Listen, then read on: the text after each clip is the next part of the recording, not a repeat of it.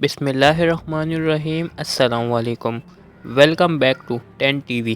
28 اپریل 1988 کو ہوائی کے خوبصورت جزیرے پر ایک جہاز اڑنے کے لیے تیار کھڑا تھا۔ اس کا نام ایلووا ایئر لائن فلائٹ 243 تھا۔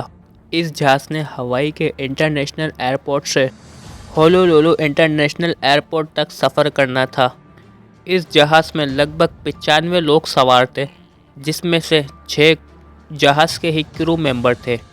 اس جہاز نے دن کے 1:30 بجے ٹیک آف کرنا تھا۔ جہاز کو ٹیک آف کرنے سے پہلے معمول کے مطابق چیک کیا گیا۔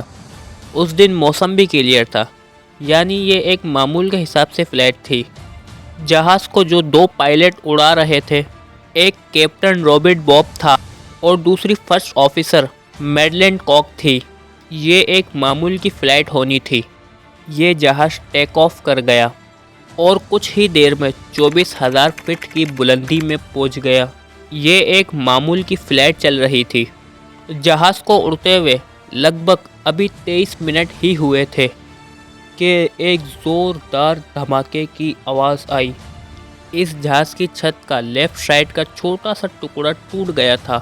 مسافروں کو لگا کہ یہ ان کی زندگی کا آخری سفر ہے۔ افسوسناک بات یہ ہوئی، جہاز کی ایئر ہوسٹس 58 سالہ کیرالا بیلے جہاز سے ہی ہوا میں اڑ گئیں اور اس کی لاش بھی کسی کو نہ مل سکی۔ تمام مسافروں نے سیٹ بیلٹس پہنی ہوئی تھی۔ یہ اسی سیٹ بیلٹ کی وجہ سے یہ اپنی سیٹ پر جمے رہے، لیکن کئی لوگ جہاز کے ٹکڑے لگنے سے شدید زخمی ہو گئے تھے۔ جہاز میں موجود پلیٹ گلاسز اور لوگوں کی چیزیں ہوا میں اڑنا شروع ہو گئی تھی، لیکن اسی موقع پر جہاز کے دونوں پائلٹ نے جہاز کا بہادری سے کنٹرول سنبھال لیا۔ اس وقت تک جہاز کا لیفٹ انجن بھی خراب ہو چکا تھا، لیکن ان کی قسمت اچھی تھی۔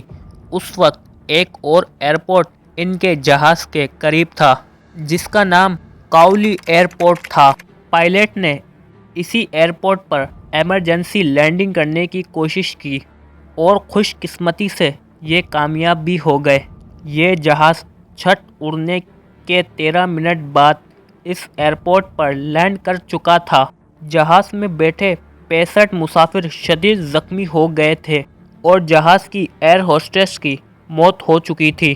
یہ تاریخ کا ایک انوکھا واقعہ تھا، جب کسی جہاز کی 24,000 فٹ پر چھت ہی ٹوٹ گئی تھی۔